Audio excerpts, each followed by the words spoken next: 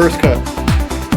So I set it so that I would get a little room on each side, and I'll show you what I'll do to that after I finish cutting this next piece.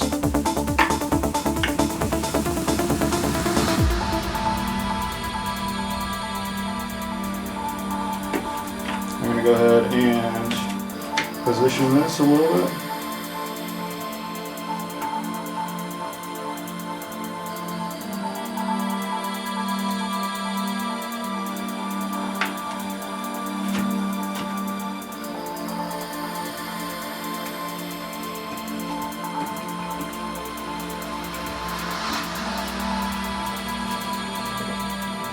We're going to see how this goes.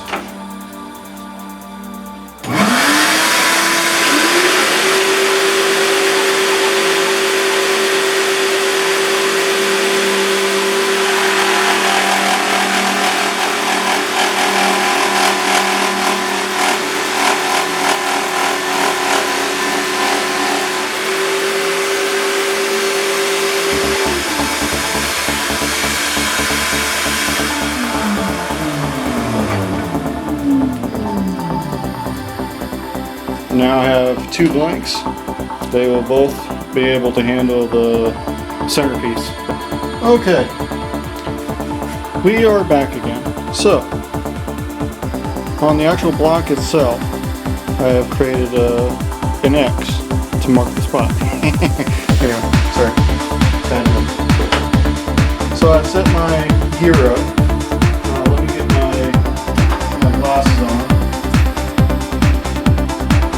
So I'm setting it up to where it will push through. Now, for some strange reason, my vise doesn't let me, it doesn't grab it on too tightly, that way the material is damaged anyway. So, we'll see how it goes. It is fast and it is noisy, so I apologize.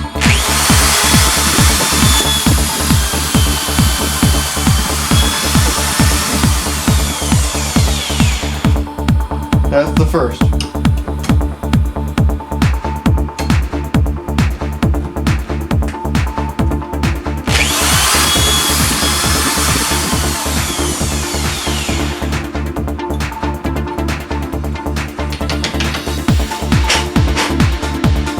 And there we go. Almost perfect. Anyway, sorry. And this. We go ahead and throw this other one in there. Since the other settings are those right on the money, should go fairly quickly on this one too.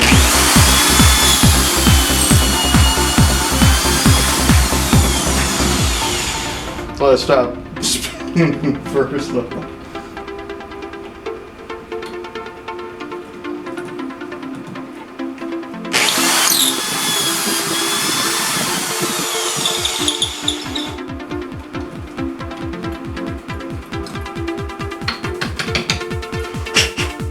And again,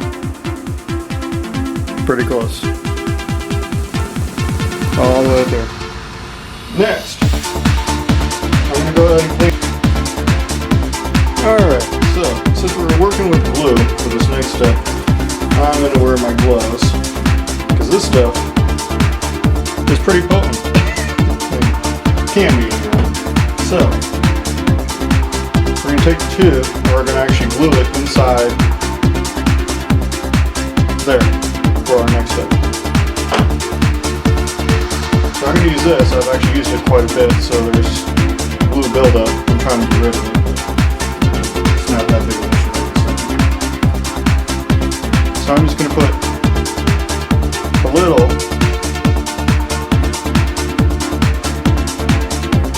glue on there, throw it in.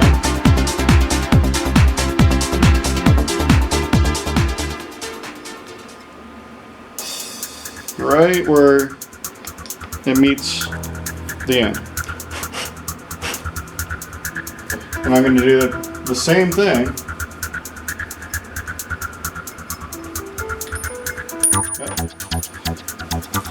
Dropped. So again, like I said, I'm going to do the same thing on this one. Doesn't need a lot. just a little bit.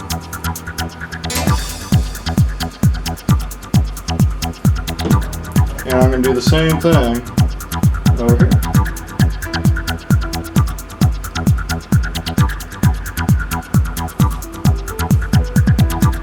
Push it out a little bit.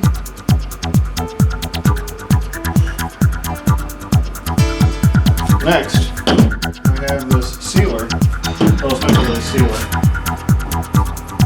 It's a stick fast activator.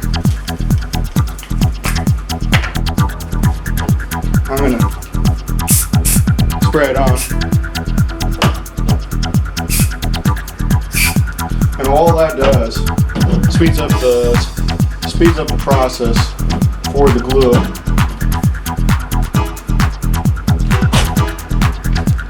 And you can sort of see that it's actually touched it, so I'm going to call that good. I'm going to put this middle piece first. It's what's called a bushing. It's a little metal piece that's kind of a spacer to tell me how thin I need the actual piece of wood to be.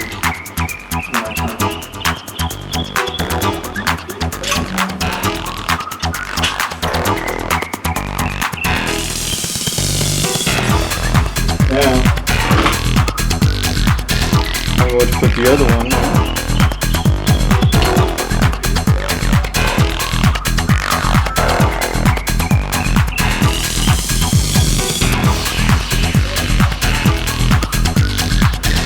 And I'm going to do the same thing for this one.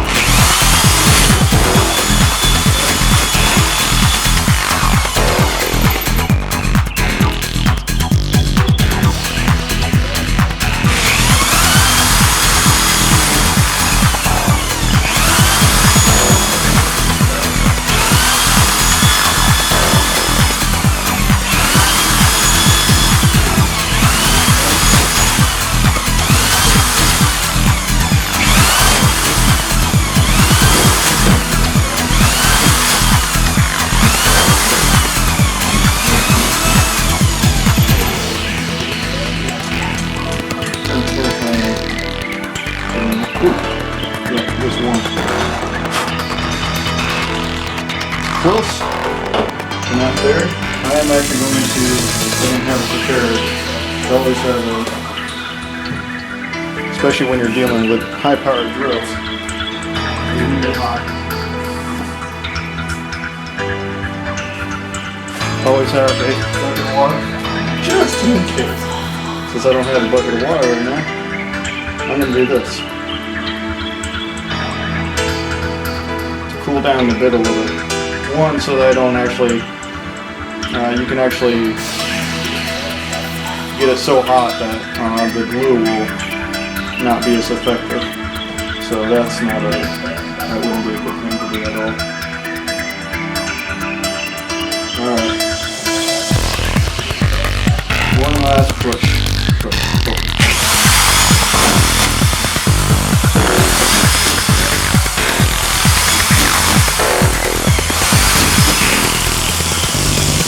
There we go. Let's see the middle. I'm not going to do too much more because I could actually damage the inside. Throw it on the edge.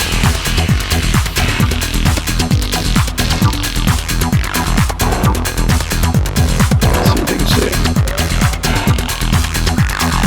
Throw it on the tighten it up. Place. And now I'm actually at the next step.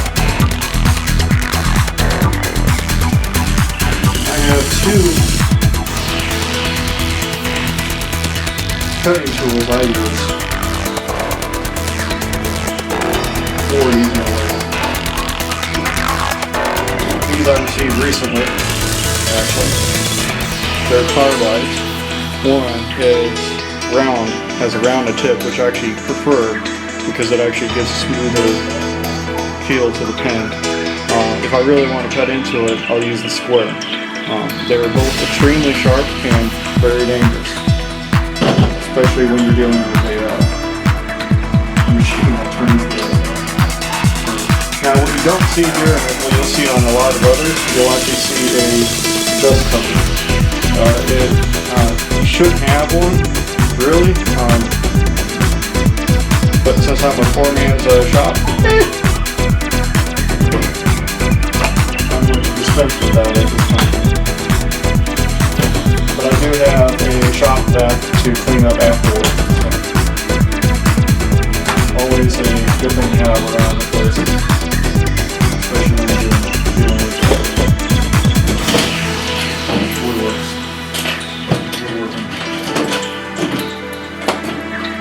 Alrighty. I'm going to actually turn on the light a little bit. Just more lighting. And I'm just going to go ahead and switch.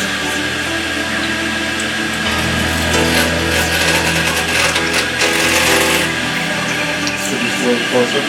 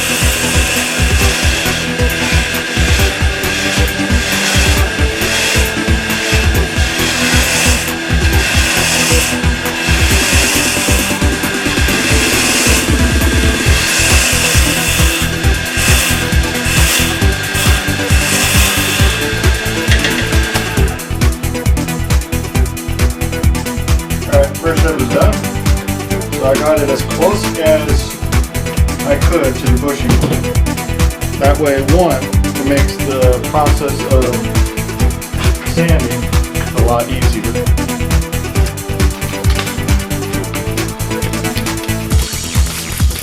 I'm going to start with a 100 grain piece of sandpaper.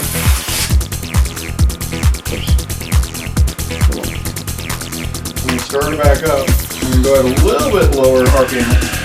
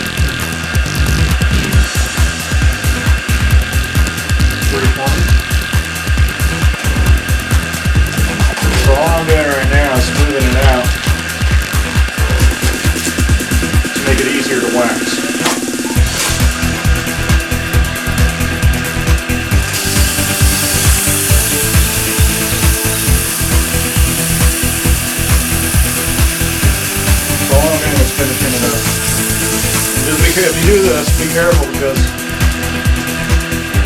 once the sandpaper is touching the wood for a certain amount of time, the sandpaper will actually heat up, the wood will heat up, and could end up cracking. So be careful.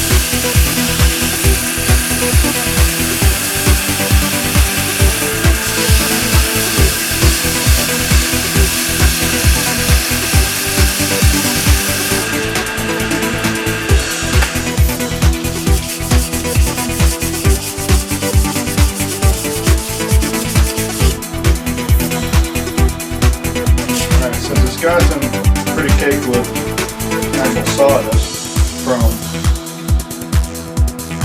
this process. I am going to just carefully, if you do this too closely or when I could grab part of the cloth. Got pretty dirty just from that. Some videos I've seen you can use denatured alcohol to actually clean it off. It's probably best to, but alrighty. Next step. Let's get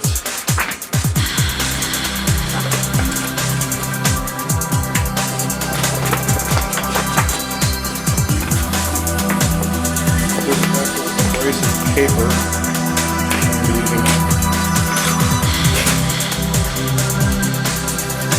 It's a little hard here. Let me turn it up.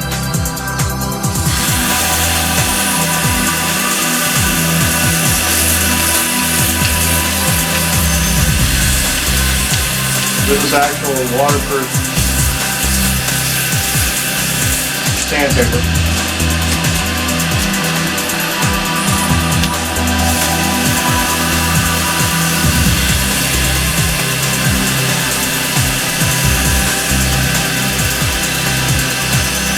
Just running it from one side to the other.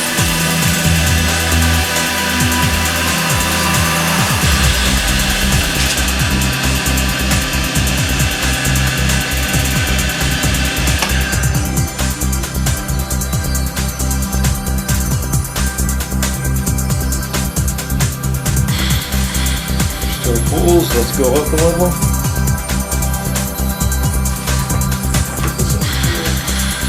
That's what I actually use.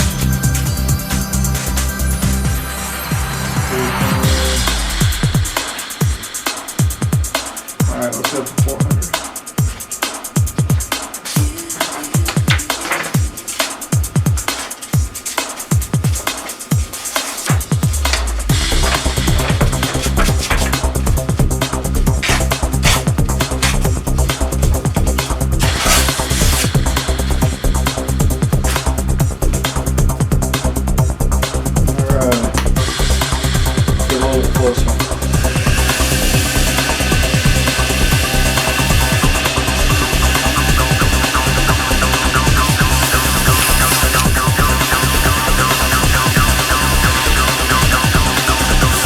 Yeah, the brace paper actually heats up. So it's warm.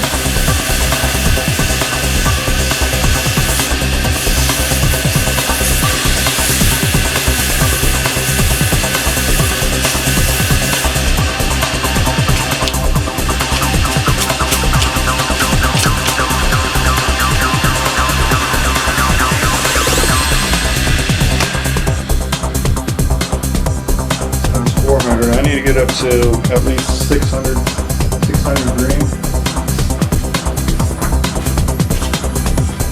to make it easier for the wax to take hold and for a smoother feel to it. The wax kind of gives it a smooth feel to it.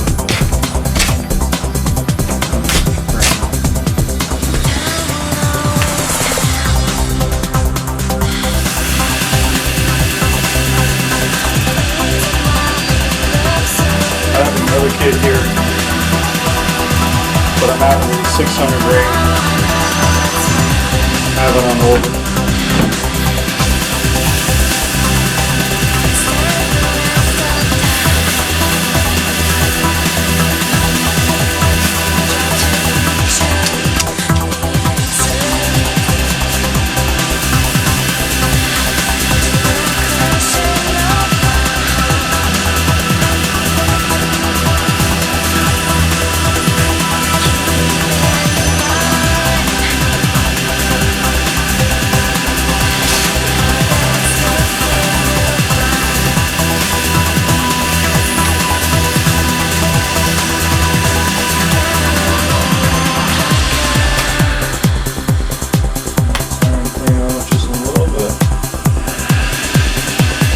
Get the dust out.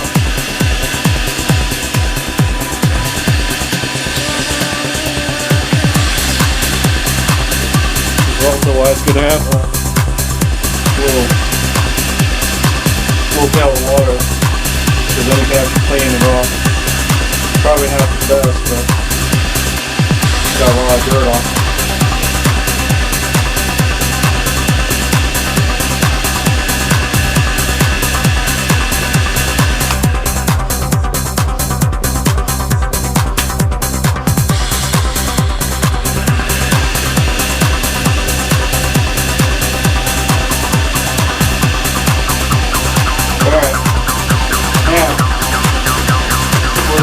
Step, I have wax sticks, which I'm actually going to use to, I'm going to put a layer on Let it spin for a little bit, put another layer on, and then we'll go from there.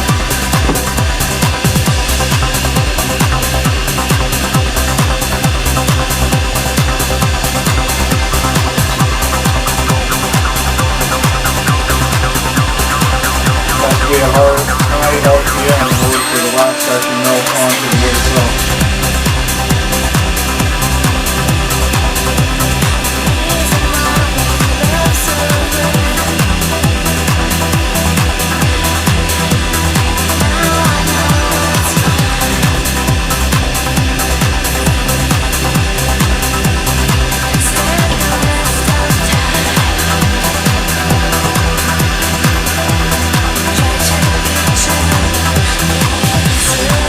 I'm going to heat up the wax.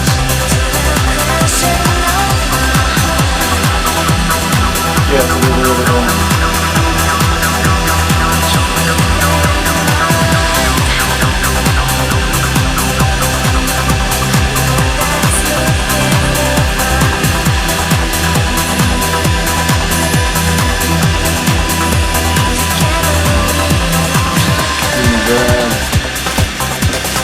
Something new, I'll try this. This will be an applicator pad for wax. See if it'll work.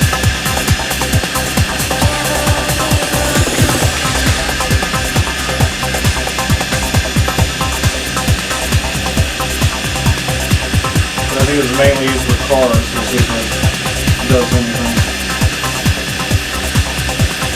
I'll put a couple of coats of this wax on first, because it'll give a glossy feel to it.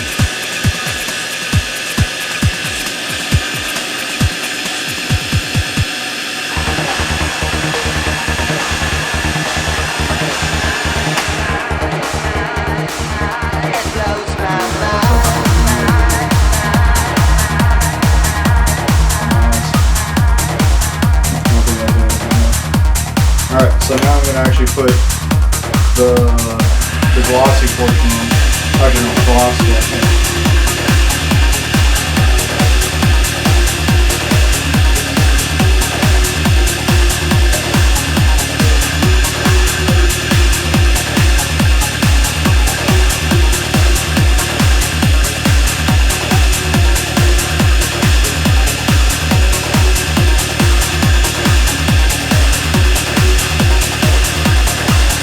Actually feeding the wax onto the wood. I'm taking the part of the clean portion because you never want to use a part that's already been waxed on the wood or what.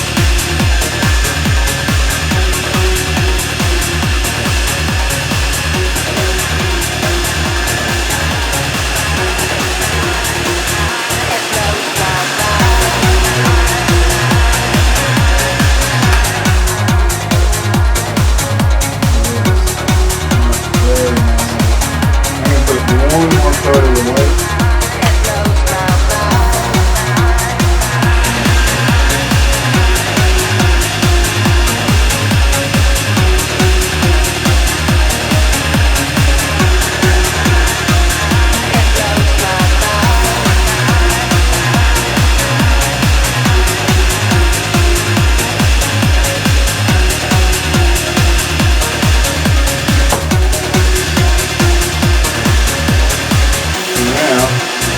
Be the final.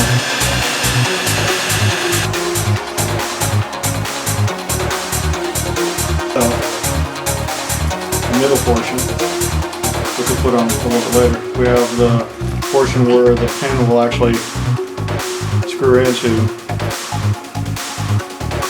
and actually make the pen work.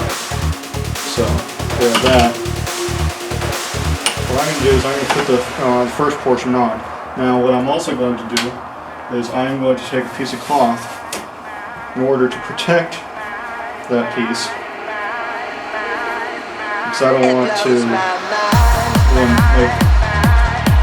make indentations or scratches more than I have to in these things. So I have the first piece. I want to put the tip just like so.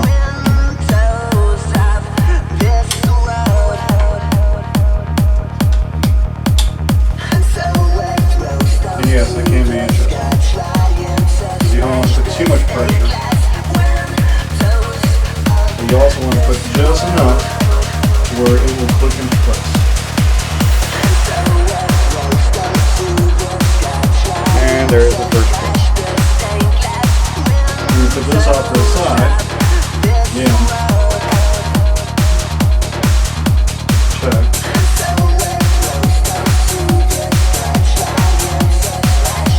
Now, here's the second piece. Oh, I'm jumping again. Okay. So this part, because it screws into the pen,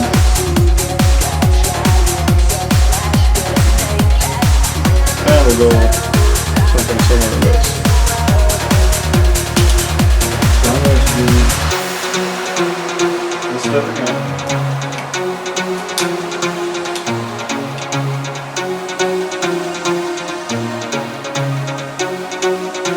I have to get it fairly straight so I don't break into pieces. And then I'll test it just to make sure that it's in there the way I want it. I could put it in a little bit less, but alright, so next step. Now we do the end portion.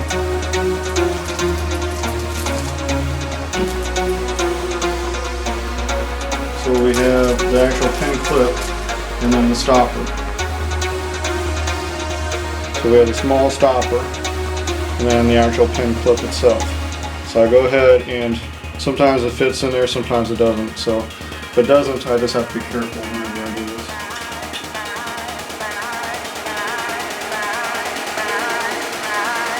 Reset.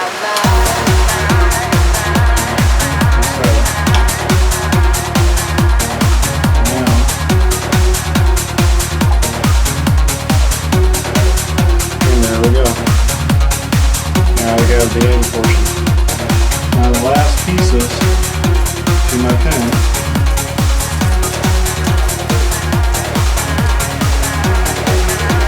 So I have the centerpiece. Oh, thanks for reminding me. First, before I do that, you can always take these apart, so it's not that big of an issue, but when I'm putting one together, I like to make it. So you can just put that middle portion on. And there you go. Fully functioning